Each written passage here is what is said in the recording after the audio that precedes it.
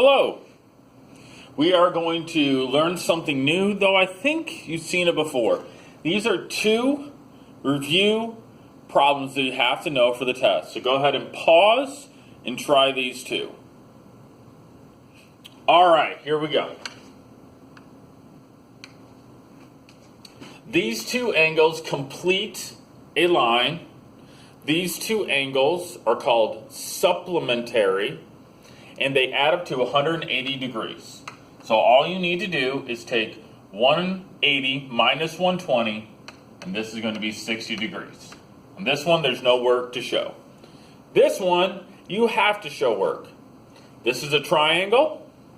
All three angles add up to 180 degrees. So I'm going to add these three together and set it equal to 180.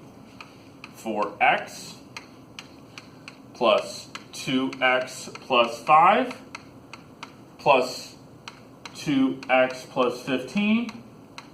There are 180 degrees in a triangle, so we set that equal to 180. So now we're going to combine like terms. 4x plus 2x is 6x, plus 2x is 8x. 5 plus 15 is 20.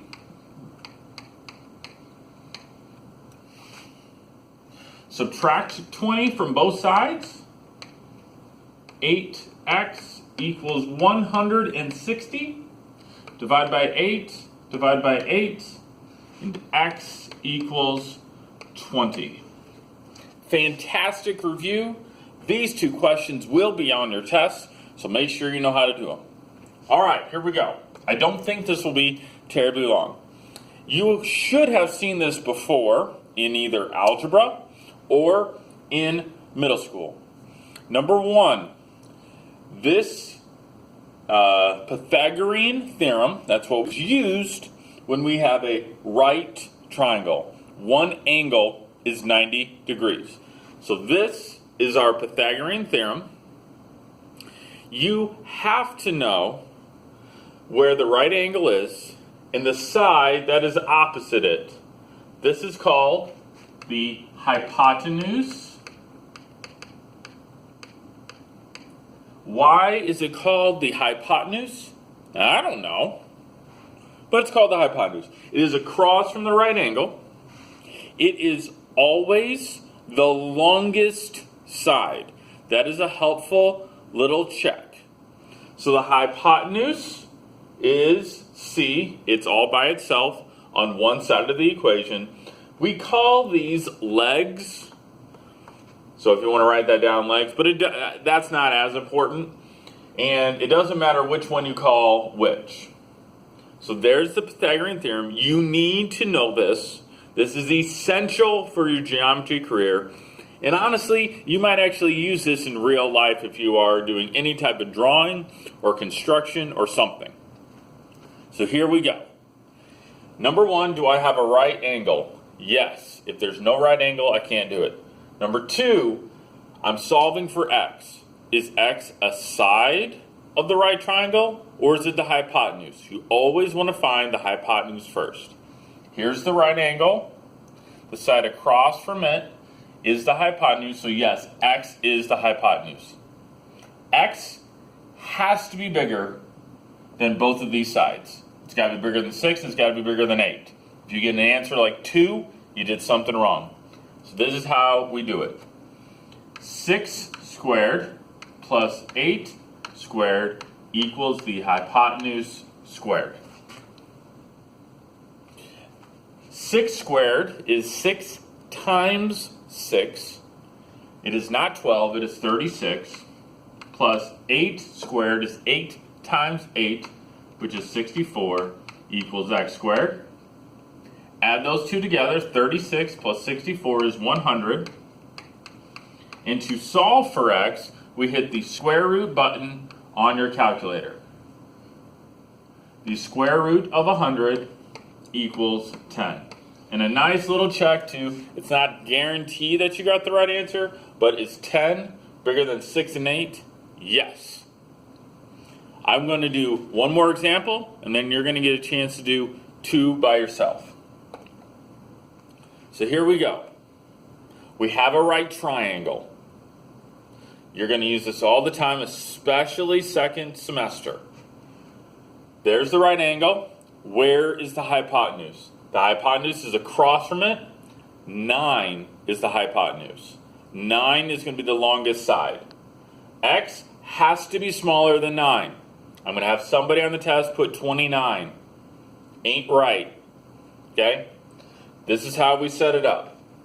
4 squared plus x squared equals 9 squared. You can switch these, that's fine. 4 squared is 16. It's not 8. Go slowly. This is x squared. 9 times 9 is 81. Need to move this over. Subtract 16. X squared equals 81 minus 16, I believe, is 65. And then we're going to take the square root of 65. And I think I have my calculator here. Your calculator is different. Let's see, square root, make that large, not that it matters, but square root of 65, 8 point, and we round that up to 1.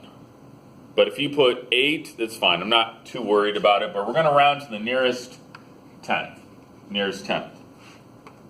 That's just what we're going to do. So this should be x equals 8.1. And a nice little quick check, is 8.1 less than our hypotenuse? Yes. 2 more problems. I want you to try them. So pause it, try these 2. All right, here we go. This one right here. There's the right angle. I'm allowed to use the Pythagorean theorem. The side across from it is the hypotenuse. I'm solving for the hypotenuse. X has to be larger than 10. Here we go. Let's put it here. 10 squared plus 5 squared equals x squared. That's 100 plus 25 equals x squared. 125 equals x squared. Take the square root of 125, and the square root of 125 should be like 11 something. 11.2 is my guess. Yep. Round, the 8 tells the 1 to go up, so 11.2. 11.2 equals x. Is it bigger than 10? Yes, that makes me feel good. It's not a guarantee that I got it right. If you got an answer of 15, you didn't do it right, but it's just helpful. Next, solving for y. 15 is the hypotenuse. It's across from the right angle. 15 is all by itself, so 3 squared plus y squared equals 15 squared. 9 plus y squared equals 225. Subtract 9, y squared equals 216. Square root, it's like 14 and a half or something. Square root of 216, 14.7. Y equals 14.7. Is 14.7 smaller than the hypotenuse? Yes. So there's your marvelous review of the Pythagorean theorem and your joke of the day. What did the nose say to the finger?